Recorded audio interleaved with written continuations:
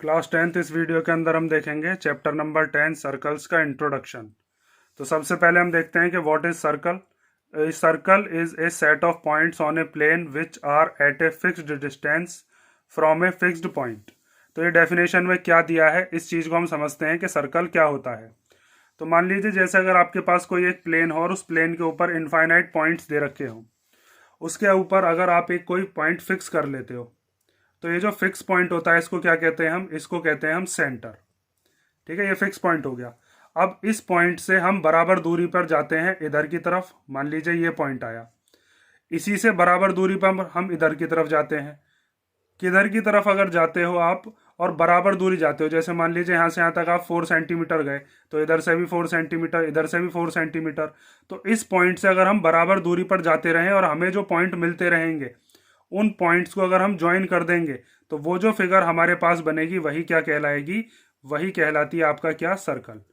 ठीक है, तो ये जो दूरी होती है यहाँ से यहाँ तक जिसको आप फिक्स डिस्टेंस बोल रहे हो, इसी को क्या कहते हैं हम, इसको हम कहते हैं रेडियस। ये जो फिक्स पॉइंट होता है इसे क्या कहते हैं, सेंटर। और ये जो फिक्स्ड दूरी होती है इसे क्या कहते हैं, रेडियस। तो ये फिक्स्ड दूरी सेंटर से हमेशा कैसी होती है, इक्वल होती है। ठीक है, सर्कल ये चीज होती है। अब आप इसको देखो डेफिनेशन को, इसमें ये चीज बताई गई है, a circle is a set of points on a plane which are at a fixed distance. Circle जो होता है ये किसी प्लेन पर सारे के सारे ये जो इनफाइनाइट पॉइंट्स हैं, यहाँ पर ये जो सर्कल की बाउंड्री है या सर्कमफ्रेंस है, इसके ऊपर इनफाइनाइट पॉइंट्स हैं, उन सब का एक ये कलेक्शन होता है जो कि सेंटर से मींस फिक्स्ड पॉइंट से बराबर दूरी पर हमेशा होता है, उसको हम क्या कहते हैं, सर्कल। तो इस सर्कल के बारे में हमें इस चैप्टर में क्या पढ़ना है, मेन जो चैप्टर्स में हमें पढ़ना है वो पढ़नी है टेंजेंट। चैप्टर का नाम असल में होना चाहिए था टेंजेंट टू ए सर्कल, लेकिन सर्कल दिया है उसी को ही हम देखते हैं अब। और टेंजेंट क्या होती है इन सब चीज़ों के बारे में देखते हैं। ठीक है, ये चीज़ आप समझ गए होंगे। तो देखो अब टेंजेंट क्या होती है। तो हमारे पास जो 3 केस होंगे सर्कल के और लाइन के, वो 3 केस ये मैंने यहाँ पर बना दिए हैं। तो 3 केस कौन से होंगे, जैसे यहाँ पर आपको दिख रहा होगा एक सर्कल है, इस सर्कल के ऊपर इनफाइनाइट पॉइंट्स हैं। एक ये लाइन है, इस लाइन के ऊपर भी इनफाइनाइट पॉइंट से मिलकर ये लाइन बनी हुई होगी, इसके ऊपर बहुत सारे पॉइंट्स होंगे। तो अगर सर्कल के बीच में और लाइन के बीच में कोई भी पॉइंट कॉमन ना हो तो हम यहाँ पर कहते हैं ये लाइन जो है ये कैसी है, ये है नॉन इंटरसेक्टिंग लाइन। इसको कहते हैं हम नॉन इंटरसेक्टिंग लाइन। अगर मान लीजिए ऐसा होता है कि ये जो सर्कल है, ये सर्कल मैंने भी बताया था क्या है, सेट ऑफ पॉइंट्स है, मीन्स इसके ऊपर बहुत सारे पॉइंट्स होंगे और इस लाइन के ऊपर भी बहुत सारे पॉइंट्स होंगे। ठीक है, तो अगर इस सर्कल का और इस टेंजेंट का, इसको हम टेंजेंट कहते हैं इस लाइन को, इसका अगर एक पॉइंट कॉमन आ जाए तो इस लाइन को हम क्या कहेंगे, फिर टेंजेंट कहेंगे। सर्कल का एक पॉइंट और लाइन का एक पॉइंट क्या आ जाए अगर कॉमन, तो उसको हम क्या कहते हैं, फिर उस लाइन को हम कहते हैं टेंजेंट। ठीक है, तो इसमें हम ये लिख सकते हैं ये जो लाइन होती है ये ऐसी होती है जो सर्कल को एक पॉइंट पर टच करती है या फिर इंटरसेक्ट करती है। ठीक है, तो इसकी जो नीचे डेफिनेशन में लिखे देता हूं क्या होती है। ठीक है, एक ऐसी लाइन जो कि इस सर्कल को सिर्फ एक पॉइंट पर टच कर रही होगी उसको हम क्या कहेंगे, टेंजेंट। इस सर्कल का और इस लाइन का एक पॉइंट कैसा होगा, कॉमन। और ये जो पॉइंट है, मान लीजिए इस पॉइंट का नाम दे दिया मैंने P, और ये जो पॉइंट होगा इसी को हम क्या कहते हैं, इसको हम कहते हैं पॉइंट ऑफ कॉन्टैक्ट। ठीक है, तो यहाँ से आप एक चीज और लिखोगे कि पॉइंट ऑफ कॉन्टैक्ट क्या होता है, it is the point which is common to the line as well as circle. ठीक है, उसके बाद हम देखते हैं कि तीसरा कंडीशन क्या हो सकती है। देखिए पहले ये लाइन थी यहाँ पर, ये लाइन जैसे मैंने ऐसे बनाई है यहाँ पर वर्टिकल, ये लाइन हॉरिजॉन्टल भी हो सकती है। ठीक है, किधर भी लाइन बना सकते हो, लेकिन अगर इन दोनों के बीच में कोई भी कॉमन पॉइंट नहीं है तो इसको हम नॉन इंटरसेक्टिंग लाइन ही कहेंगे। फिर इस लाइन को हम थोड़ा सा और पास लेके आए, जब इसको हम पास लेकर आए तो ये कंडीशन बनी जिसमें ये सर्कल को एक जगह पर टच कर रही थी। उसके बाद अगली कंडीशन के अंदर इसको हम और अंदर लेके आए, तो जब यहाँ पर आपको दिख रहा होगा अगर ये सर्कल को 2 पॉइंट पर काटती है तो फिर हम इस लाइन को क्या कहते हैं, इसको हम कहते हैं फिर सीकेंट। ठीक है, इसके अंदर आप देख सकते हो कि ये जो सर्कल है ये इनफाइनाइट पॉइंट से मिलकर बना है और इस सर्कल के बाद इस लाइन के ऊपर भी इनफाइनाइट पॉइंट्स होंगे। तो इन पॉइंट्स के बीच में यहाँ पर 2 पॉइंट ऐसे होंगे जो कि सर्कल का और लाइन का बिल्कुल सेम पॉइंट होगा। ठीक है, कुछ इसके अंदर आ रहे होंगे, अंदर से मतलब नहीं है, हमें तो बस उस पॉइंट से मतलब है जो इस सर्कल का भी है और साथ में इस लाइन का भी है। तो अगर 2 पॉइंट आते हैं तो फिर हम उसको क्या कहते हैं, टेंजेंट नहीं कह के उसको फिर हम कहते हैं सीकेंट। ठीक है, और इसमें एक चीज और याद रखोगे कि अगर मान लीजिए इसमें ये वाली लाइन ना हो, ये इतनी बनी हुई ना होती तो फिर हम इसको क्या कहते हैं, फिर हम इसको कहते हैं कॉर्ड। ये जो इतना हिस्सा है इसको हम क्या कहते हैं, कॉर्ड। इसके बारे में हम पढ़ेंगे जब 12 चैप्टर वगैरह हम देखेंगे, उसमें एरिया रिलेटेड टू सर्कल्स है, उसमें मैं कॉर्ड वगैरह भी आपको पढ़ाऊंगा। और 9th क्लास में भी आप देख के आ चुके होंगे, इसको हम कॉर्ड कहते हैं। लेकिन अगर ये सर्कल के बाहर जाती है तो इसको हम क्या कहते हैं, इसको हम कहते हैं फिर सीकेंट। ठीक है, तो ये चीज और आपने पढ़ी। अब हम देखते हैं इसमें सीकेंट की डेफिनेशन। ठीक है, तो यहाँ पर मैंने लिख दिया, line intersecting circle eight two distinct points is called secant. एक पॉइंट पर टच करेगी या इंटरसेक्ट करेगी तो टेंजेंट, अगर दो पॉइंट पर करेगी तो उसको क्या कहते हैं, सीकेंट। यहाँ पर ये जो पॉइंट होता है इसको हम पॉइंट ऑफ कांटेक्ट कहते हैं। तो पॉइंट ऑफ कांटेक्ट की डेफिनेशन भी देख लो। ये डेफिनेशंस या ये क्या चीज होती है ये आपको पता होना चाहिए, क्योंकि पूरी एक्सरसाइज जो है वो हमारी प्रूफ वाले क्वेश्चन ही हैं ज्यादातर, तो ये चीज बिल्कुल ध्यान से देख लेना। अब हम देखते हैं यहाँ पर पॉइंट ऑफ कांटेक्ट क्या होता है। तो पॉइंट ऑफ कांटेक्ट मैंने बताया आपको, कॉमन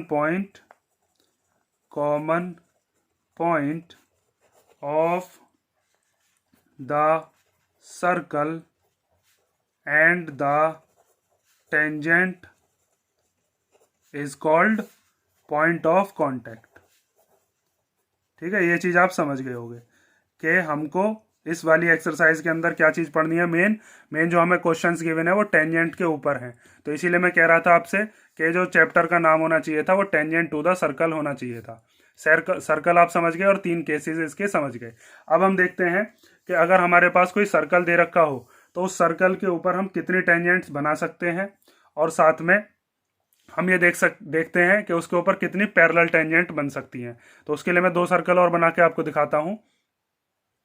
जैसे मान लीजिए एक सर्कल है और इस सर्कल पे आपसे पूछा जाएगा कि कितनी टेंजेंट्स हम बना सकते हैं। तो इसके ऊपर तो इनफाइनाइट पॉइंट्स है। मान लीजिए एक पॉइंट ये है, इस पॉइंट का नाम मान लीजिए ए दे दिया, तो इस ए पॉइंट से हम एक टेंजेंट बना सकते हैं। एक टेंजेंट मान लीजिए ये बन गई। ठीक है, इसके ऊपर ऐसे कितने सारे पॉइंट होंगे, इसके ऊपर इनफाइनाइट पॉइंट्स हैं। मान लीजिए एक पॉइंट किसने यहाँ पर माना, उस पॉइंट का नाम है बी, तो इस बी पॉइंट से भी एक टेंजेंट बन सकती है। तो अगर किसी सर्कल को हम बनाते हैं तो उसको बनाने के लिए इनफाइनाइट पॉइंट हमने यूज किए थे, तो उसके ऊपर टेंजेंट्स भी कितनी बन सकती हैं, इनफाइनाइट नंबर ऑफ टेंजेंट्स। मान लीजिए यहाँ पर एक पॉइंट है सी पॉइंट, तो इस वाले पॉइंट से भी एक टेंजेंट बन सकती है। तो ऐसे कितनी सारी टेंजेंट बना सकते हो आप, ऐसी इसके ऊपर इनफाइनाइट नंबर ऑफ टेंजेंट्स बनाई जा सकती हैं। अब ये पूछा जाता है कि एक बार में कितनी पैरेलल टेंजेंट्स बनाई जा सकती हैं। मान लीजिए जैसे यहाँ पर एक पॉइंट है पी, तो इस पॉइंट से आपने एक टेंजेंट बना दी और उस टेंजेंट का नाम मान लीजिए एल लाइन दे दिया। ठीक है, ये एल लाइन की एक टेंजेंट है, तो इसके पैरेलल बस एक ही टेंजेंट बन सकती है जो कि बिल्कुल इसके सामने होगी। और इसके बारे में हम डिटेल, अब इसकी 10.2 एक्सरसाइज का क्वेश्चन नंबर 4 भी है कि ये दोनों लाइंस पैरेलल कैसे होती हैं।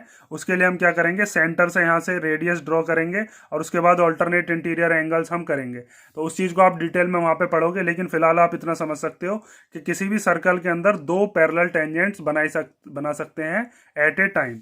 मान लीजिए अगर कोई और एक सर्कल दे रखा होता, मान लीजिए एक सर्कल है, तो इस सर्कल के ऊपर यहाँ पर अगर एक टेंजेंट ऐसे ड्रॉ कर दी जाए तो इसके पैरेलल यहाँ पर एक पैरेलल ड्रॉ और कर सकते हैं हम।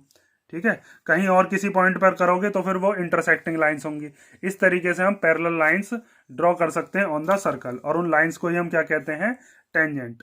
टेंजेंट कौन सी लाइन होती है, जो कि सर्कल को एक पॉइंट पर टच करे। और इसके अंदर आपको और क्या क्या चीजें पढ़नी है, जैसे एक चीज तो आपने ये पढ़ी, और दूसरी चीज ये, इस चैप्टर के अंदर कई बार आपको ये चीज की जरूरत पड़ेगी कि जैसे अगर मान लीजिए कोई सर्कल है, उस सर्कल के अंदर यहां से यहां तक ये क्या कहलाती है, ये कहलाती है आपकी कॉर्ड। अगर ये दोनों तरफ निकल रही हो तो दोनों तरफ निकलने पर इसको सीकेंट कहते हैं। तो ये कॉर्ड को अगर हम ऊपर की तरफ लेके जाते रहें और सेंटर पे हम ले जाएं, ठीक है, यहां पर हम सेंटर पे आ गए, तो ये जो सेंटर पे आने वाली जो कॉर्ड है इसको हम क्या कहते हैं, डायमीटर। तो डायमीटर जो होती है किसी भी सर्कल की लार्जेस्ट कॉर्ड होती है। Diameter is the largest chord. ठीक है, एक सर्कल के अंदर कॉर्ड भी कितनी बन सकती है, इनफाइनाइट। मान लीजिए जैसे यही सर्कल है, तो इस सर्कल के अंदर एक कॉर्ड मैंने ऐसे बना दी, एक कॉर्ड हो सकता है मैं ऐसे बना दूं, एक कॉर्ड ऐसे बना दूं। कॉर्ड होगा जिसके 2 पॉइंट सर्कल के ऊपर ही लाई करेंगे, बाहर नहीं निकालनी है ये। तो इसके अंदर जो सबसे बड़ी लाइन होगी वो डायमीटर ही तो होगी, क्योंकि जैसे जैसे आप इस लाइन को ऊपर की तरफ लेके जाओगे तो बड़ी होती चली जाएगी, फिर और ऊपर लेके जाओगे तो फिर वो छोटी होती चली जाएगी।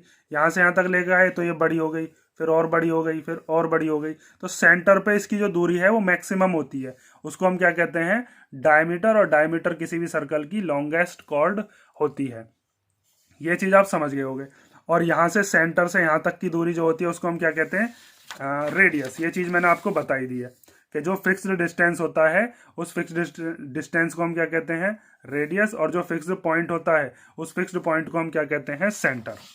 ठीक है, अब हम देखते हैं इसकी, देखो ये जो चीज मैंने यहाँ पर बताई थी, यहाँ पर इसको हम कहते हैं सेंटर, इसको हम कहते हैं रेडियस। ये मैंने आपको रिवाइज भी करा दिया। अब हम देखते हैं इसकी जो थ्योरम है, जिस जो हमें इस चैप्टर में हमें यूज करनी है। दो ही थ्योरम्स हैं। पहली थ्योरम है 10.1, जिसके अंदर हमसे ये पूछा है, the tangent to any point of a circle is perpendicular to the radius through the point of contact. तो इस थ्योरम में क्या चीज दिया है और हमें क्या चीज इसमें सॉल्व करनी है, ये चीज मैं आपको बताता हूं। पहले हम देखते हैं इसका डायग्राम, और उस डायग्राम से फिर मैं आपको इसको समझाता हूं। तो इस थ्योरम के अंदर हमको दिया है कि अगर हम किसी सर्कल के ऊपर एक टेंजेंट बनाते हैं, मान लीजिए इस टेंजेंट का नाम दे देता हूं मैं कुछ, मान लीजिए इस टेंजेंट का नाम है एक्स वाई, और इसके सेंटर से बहुत सारी रेडियस बन सकती है, लेकिन वो रेडियस जो इसको पॉइंट ऑफ कांटेक्ट पर टच करेगी वो हमेशा क्या होगी, इसके परपेंडिकुलर होगी। मींस इसके 90 डिग्री के साथ, इसके साथ 90 डिग्री का एंगल बना रही होगी। मींस हमें ये वाला जो एंगल है, ये एंगल कितने डिग्री का करना है, 90 डिग्री का प्रूव करना है। तो इसको प्रूव करना बहुत ज़्यादा सिंपल है। और ये जो दो ही थ्योरम है इसके अंदर, वो दोनों थ्योरम्स आप ध्यान से करोगे। मान लीजिए इस सर्कल का जो सेंटर है वो सेंटर मान लिया ओ। तो यहाँ पर आपको एक चीज़ दिख रही होगी कि अगर मान लीजिए किसी पॉइंट से, ये एक पॉइंट है, और इस पॉइंट से मैं इस लाइन के ऊपर, यहाँ पर ये डिफरेंट डिफरेंट पॉइंट्स हैं, इन डिफरेंट पॉइंट्स के ऊपर मैं जाना चाहता हूँ। तो ये वाला जो पॉइंट होगा, यहाँ से यहाँ तक का डिस्टेंस आने के लिए मुझे ऐसे चलना पड़ेगा, यहाँ से यहाँ तक आने के लिए ये डिस्टेंस, फिर ये वाला डिस्टेंस, ऐसे करके मुझे डिफरेंट डिफरेंट डिस्टेंसेस से मैं इन पॉइंट्स पर पहुँच सकता हूँ। तो यहाँ पर एक चीज़ आपको दिख रही होगी कि जो सबसे छोटा वाला जो डिस्टेंस है वो हमेशा कैसा है, इसका 90 डिग्री का एंगल बनाता हुआ। तो ज्योमेट्री का ये रूल होता है कि अगर हमें किसी पॉइंट से किसी लाइन के ऊपर शॉर्टेस्ट डिस्टेंस निकालना है तो वो हमेशा कितने डिग्री का होगा, 90 डिग्री का। ठीक है, तो अगर हम ये चीज़ प्रूव कर देते हैं कि ये जो पॉइंट है, जो हमने ओ पॉइंट लिया है, ये ओ पॉइंट से लेकर और पी पॉइंट तक का ये सबसे छोटा डिस्टेंस है, तो हम ये चीज़ प्रूव कर देंगे फिर कि ओ पी जो है वो परपेंडिकुलर है किसके, एक्स वाई के। यही चीज़ हमें प्रूव करनी है कि O P is the shortest distance which can be drawn from the centre of the circle. ठीक, तो इसको हम कैसे प्रूव करेंगे, सबसे पहले इसके अंदर जो जो चीज़ हमें गिवन है पहले वो लिखते हैं। हमें गिवन है इस क्वेश्चन के अंदर कि एक्स वाई जो है वो क्या है, एक टेंजेंट है, X Y is a tangent. और ओपी क्या माना है हमने, ओपी इसके अंदर एक रेडियस है, ओपी इज अ रेडियस। और हमें इसमें प्रूव क्या करना है, ये तरीका होता है लिखने का, पहले गिवन लिखोगे, फिर टू प्रूव, उसके बाद कंस्ट्रक्शन, उसके बाद प्रूफ करोगे। तो टू प्रूव, हमें प्रूव क्या करना है इसके अंदर कि ओपी परपेंडिकुलर है एक्स वाई के ऊपर। ये जो ओपी वाली लाइन है ये एक्स वाई के क्या है, परपेंडिकुलर। तो इसमें कंस्ट्रक्शन करके हम क्या करते हैं, इसके ऊपर बहुत सारे पॉइंट्स हैं एक्स वाई लाइन के ऊपर, हम क्या करते हैं इसके ऊपर कोई भी एक मनमाने अपनी तरफ से एक पॉइंट मान लेते हैं। मान लीजिए वो पॉइंट मैंने यहाँ पर मान लिया और उस पॉइंट का नाम क्या दे दिया, आर, और इस ओ से इस आर को क्या कर दिया, ज्वाइन। अब मेरा क्या काम होगा, मैं ये चीज प्रूव करूंगा कि ये जो ओ आर है ये बड़ी है किससे, ओपी से। मींस ओपी जो है ये छोटा डिस्टेंस है, और भी कई सारे पॉइंट हम ले सकते हैं लेकिन एक पॉइंट सफिशियंट है, इसी से ही हम ये चीज प्रूव कर देंगे कि OP is the shortest distance. तो अब इसको हम प्रूव कैसे करेंगे, यहां पर भी एक पॉइंट मान लो, इस पॉइंट का नाम मान लीजिए क्या दे दिया, क्यू। तो आपको कंस्ट्रक्शन से जो चीज आपने की है वो चीज लिखोगे। अब कंस्ट्रक्शन से हम लिखते हैं कि हमने क्या काम किया है, टेक एनी पॉइंट जिसका नाम क्या है, आर। ये किस पर लिया है हमने, on the tangent X Y. ये हमने एक्स वाई नाम की टेंजेंट पे लिया है, और ये इस पी पॉइंट से अलग पॉइंट है, पी तो पॉइंट ऑफ कांटेक्ट है, ये आर पॉइंट अलग है। तो इसको हम लिख देंगे अदर देन पी। ठीक है, और फिर उसके बाद हमने क्या किया है, एंड ज्वाइन, उसके बाद हमने ज्वाइन कर दिया है ओ आर को। ठीक है, अब इसके बाद का जो है उसको बिल्कुल आप सिंपल देखोगे। यहाँ पर एक क्यू पॉइंट मान लिया हमने सर्कल के सरकमफ्रेंस के ऊपर, तो ये जो क्यू पॉइंट है ओ से लेके क्यू तक ये भी रेडियस है, ओ से लेके पी तक ये भी रेडियस है। तो प्रूफ देखो इसका बहुत सिंपल सा प्रूफ है। इसके अंदर हम ये चीज लिख सकते हैं कि ओ पी और ओ क्यू ये दोनों के दोनों कैसे हैं, बिल्कुल इक्वल हैं, क्योंकि दोनों ही क्या हैं, रेडियाई ऑफ द सर्कल, दोनों ही सर्कल की रेडियस हैं। ठीक है, इतनी चीज आप समझ गए होंगे। अब इसके अंदर मैं एक चीज देख पा रहा हूं कि ये जो ओ क्यू है, अगर इस ओ क्यू को और इस ओ आर को हम देखें तो इस ओ क्यू और ओ आर में से बड़ी कौन सी है, ओ आर बड़ी है, ओ क्यू छोटी है, साफ हमको दिख रहा है। तो हम यहाँ पर ये चीज लिख सकते हैं कि ओ आर जो है ये किस किस से मिलकर बनी है, ओ आर मिलकर बनी है O Q plus Q R से, O Q plus Q R. तो इसका मतलब ये हुआ कि ये जो ओ आर है ये ओ क्यू से क्या है, बड़ी है। तो आप इसको लिखोगे O R is greater than O Q. ठीक है, और जब ये ओ क्यू से बड़ी है तो ओ पी से भी बड़ी होगी, क्योंकि ओ पी और ओ क्यू दोनों की दोनों कैसी हैं, इक्वल। तो हम इस ओ क्यू को रिप्लेस कर सकते हैं किससे, ओ क्यू की जगह हम क्या लिख सकते हैं, ओ पी। तो यहाँ पर आप लिख दोगे O R is greater than O P. इसके आगे इसका रीजन लिखोगे कि ओ पी और ओ क्यू कैसे थे, इक्वल थे। ठीक है, यहाँ पर हमने ये चीज इक्वल कर दी थी। अब यहाँ पर आपको एक चीज दिख गई कि ये जो हमने ओ आर वाला डिस्टेंस माना था ये बड़ा है और ओ पी वाला जो डिस्टेंस है ये छोटा है। तो इससे ही हमारा ये चीज प्रूव हो जाती है कि O P is the shortest distance, therefore O P is perpendicular to X Y. तो here O P is the shortest distance, O P जो है वो शॉर्टेस्ट डिस्टेंस है, देयरफॉर ओपी जो है वो परपेंडिकुलर हो जाएगा किसके, एक्स वाई के। ठीक है, ये चीज आप समझ गए होंगे। तो बहुत सिंपल सा प्रूफ था, इसके अंदर हमें बस ये चीज प्रूव करनी थी कि ओपी जो है शॉर्टेस्ट डिस्टेंस है। ये आपकी थ्योरम 10.1 हो गई। अब हम देखते हैं इसकी जो 10.1 एक्सरसाइज है वो भी हम इसी वीडियो में कवर करेंगे, और फिर हम देखते हैं इसकी थ्योरम 10.2 और जो नेक्स्ट एक्सरसाइज होगी उसको हम नेक्स्ट वीडियो के अंदर देखेंगे। ठीक है, तो ये देखो चलो अब। तो थ्योरम 10.1 के बाद हमारी जो पहली एक्सरसाइज है उसके अंदर हमें जो दिए हैं क्वेश्चंस, ये ज़्यादातर एमसीक्यू वगैरह बन के आ सकते हैं। फर्स्ट क्वेश्चन देखो इसका, how many tangents can a circle have. एक सर्कल के पास कितनी टेंजेंट्स हो सकती हैं, बताइए। अभी मैंने आपको इंट्रोडक्शन वाले पार्ट में बताया था कि एक सर्कल जो होता है वो इनफाइनाइट पॉइंट्स का कलेक्शन होता है।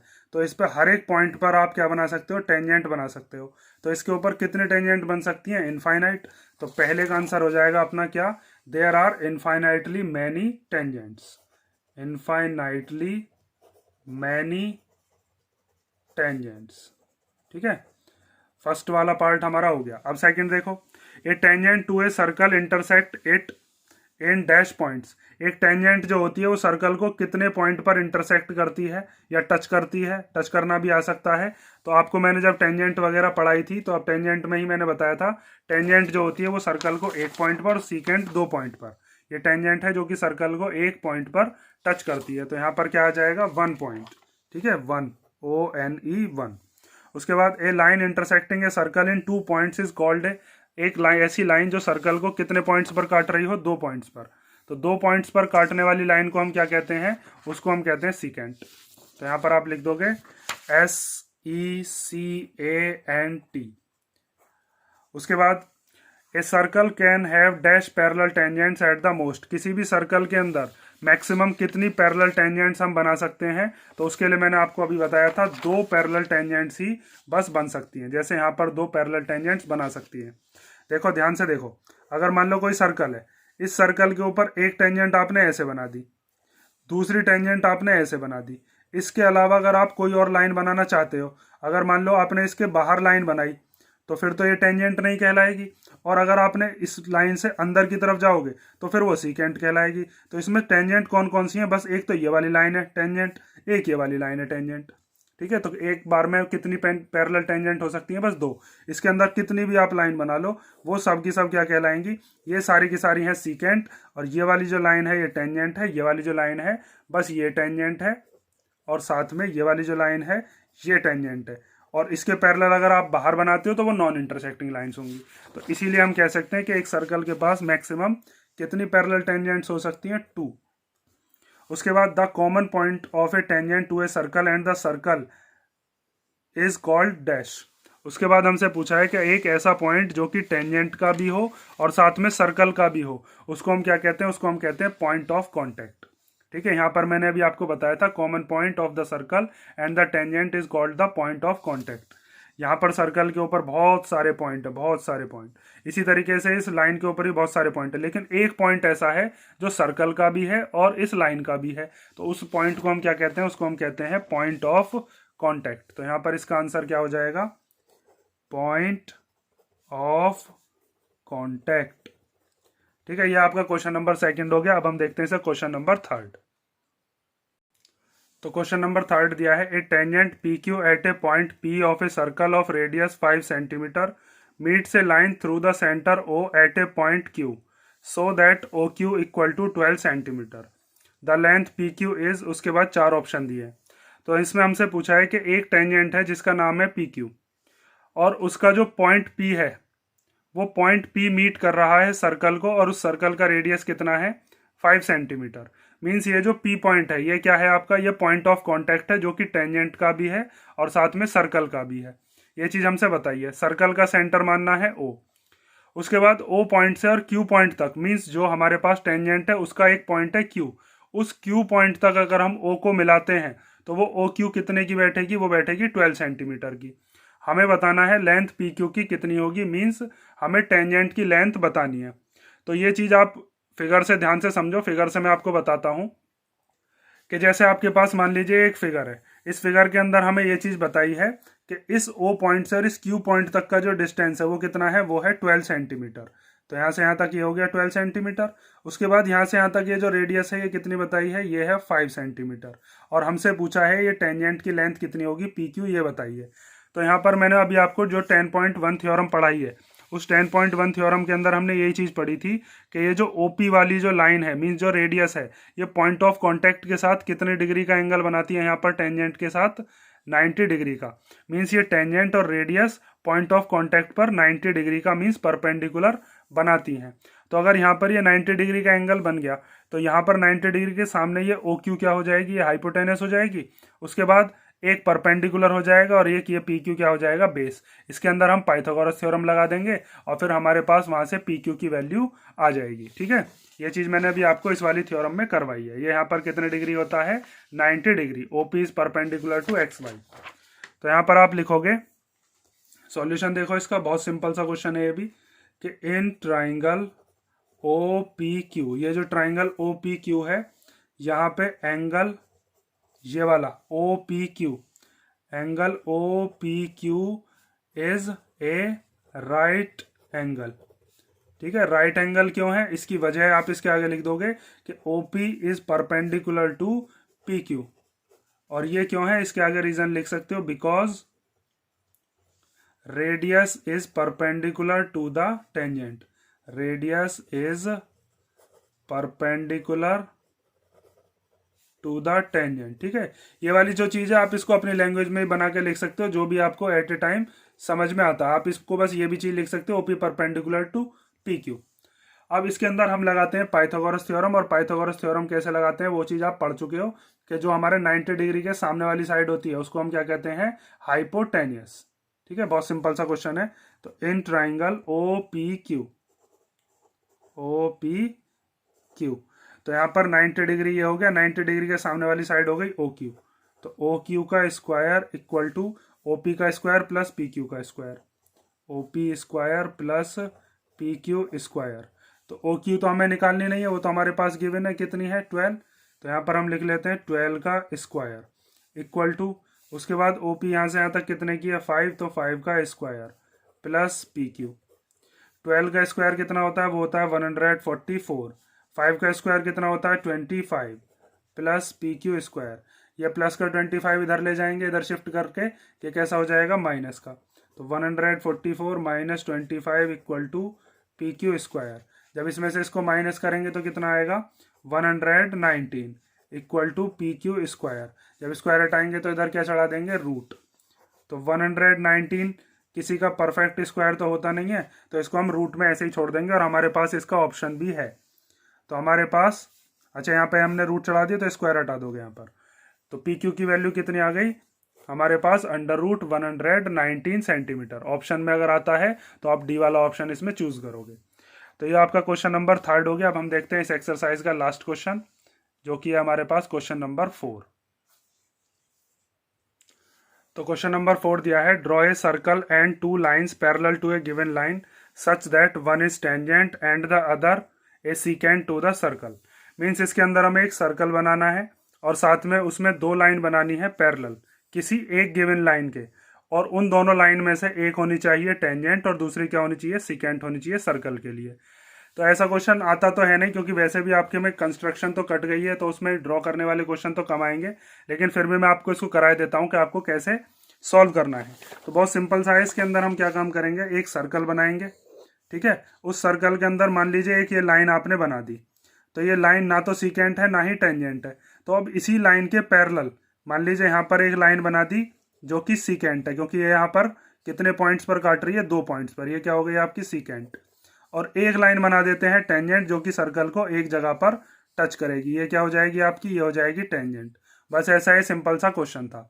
इसके अंदर इन लाइंस के नाम दे दोगे। मान लीजिए ये लाइन हो गई ए बी, इस लाइन का नाम दे दिया मान लीजिए एक्स वाई, जो कि इस सर्कल को 2 पॉइंट्स पर कट कर रही है, मान लीजिए वो पॉइंट है पी क्यू, और टेंजेंट का नाम हो गया सी डी। ठीक है, ये लाइंस जैसे मैंने यहाँ पर हॉरिजॉन्टली बनाएंगे, आप वर्टिकल भी बना सकते हो, टेंजेंट नीचे बना सकते हो, सीकेंट ऊपर, वो आपकी मर्जी है। ठीक है, इसको आप कैसे करोगे, अपनी कॉपी वगैरह में अगर आपको करना है स्कूल की में, तो वो देखो यहाँ पर मैं करके दिखाता हूँ। ठीक है, तो ऐसी फिगर आप बना लोगे जिसमें इस सर्कल का सेंटर है ओ, यहाँ पर एक गिवन लाइन है जिसका नाम है ए बी, इस ए बी के पैरेलल एक टेंजेंट बना दी जिसका नाम क्या है पी क्यू, और इसी के ही पैरेलल हमने क्या बना दिया, एक सीकेंट जिसका नाम क्या है एक्स वाई।